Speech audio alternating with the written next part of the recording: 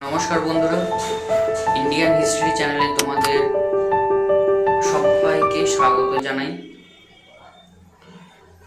গতকাল চিরস্থায়ী বন্দোবস্ত সম্পর্কে তোমাদের একটি ছোট্ট করে ধারণা দিয়েছিলাম আমার প্রথম ভিডিওর মাধ্যমে। চলো আজকে 4 নম্বর অধ্যায় থেকে, অর্থাৎ ঔপনিবেশিক অর্থনীতির চরিত্র, এই অধ্যায় থেকে 20টি গুরুত্বপূর্ণ শর্ট কোশ্চেন দেখে নেওয়া যাক। চলো, প্রথম কোশ্চেন দেখো, কবে দুর্ভিক্ষ ও মন্বন্তর হয়েছিল? উত্তর 1769 থেকে 70 খ্রিস্টাব্দে।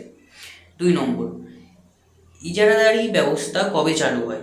উত্তর 1772 খ্রিস্টাব্দে।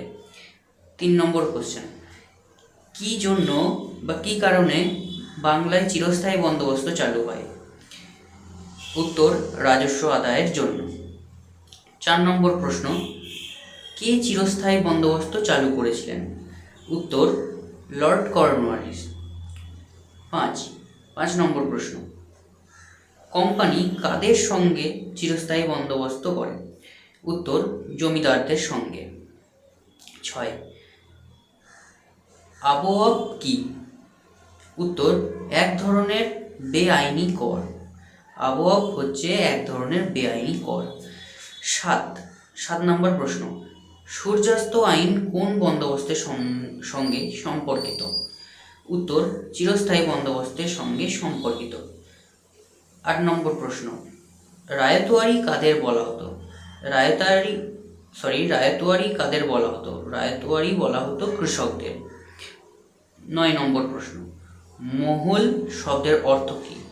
মহল শব্দের অর্থ হলো গ্রামের সমষ্টি। 10 নম্বর প্রশ্ন, মহলওয়ারি বন্দোবস্ত কোথায় চালু হয়েছিল? মহলওয়ারি বন্দোবস্ত চালু হয়েছিল কোথায়? উত্তর ও উত্তর পশ্চিম ভারতে। 11 নম্বর প্রশ্ন, মহলওয়ারি বন্দোবস্ত কাদের সঙ্গে হয়? উত্তর গ্রামের সম্প্রদায়ের সঙ্গে। 12 নম্বর প্রশ্ন, দাদন কোন চাষের সঙ্গে যুক্ত? উত্তর নীল চাষের সঙ্গে যুক্ত। 13 নম্বর প্রশ্ন, দাক্ষিণাত্য হাঙ্গামার সঙ্গে কিসের যোগাযোগ ছিল?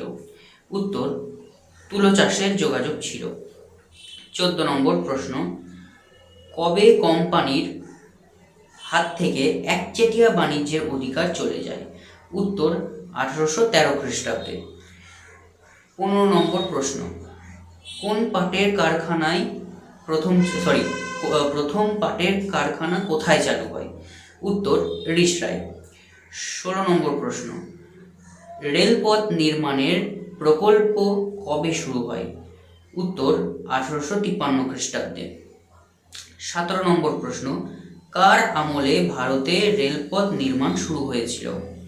উত্তর লর্ড ডালহৌসির আমলে ভারতে রেলপথ নির্মাণ শুরু হয়েছিল।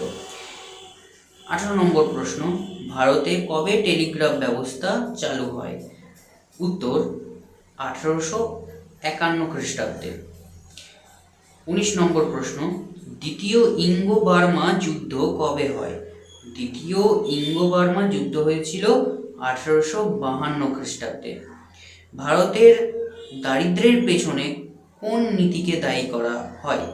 ভারতের দারিদ্র্যের পেছনে ঔপনিবেশিক নীতিকে দায়ী করা হয়। তো আজকে দেখলে 20টা কোশ্চেন। এই 20টা প্রশ্নের মধ্যে 20টা প্রশ্নই খুব গুরুত্বপূর্ণ। তো তোমাদের পরীক্ষাতে এই 20টা প্রশ্ন মধ্যে হয়তো কিছু কিছু প্রশ্ন থাকতে পারে। তোমরা গুরুত্ব সহকারে এই প্রশ্নগুলি মুখস্থ করেছো এবং এর পরের ভিডিওটা তোমাদের অতি সংক্ষিপ্ত প্রশ্নোত্তর কিংবা 2 নম্বরের প্রশ্নের ওপর করব। তোমরা কমেন্ট করে জানিও ভিডিওটা কেমন লেগেছে। তোমাদের কাজে এলে, তোমাদের ভিডিওটা যদি কাজে আসে তাহলে সাবস্ক্রাইব করতে ভুলো না এবং লাইক, শেয়ার, কমেন্ট করে জানিও যে ভিডিওটা কেমন হয়েছে।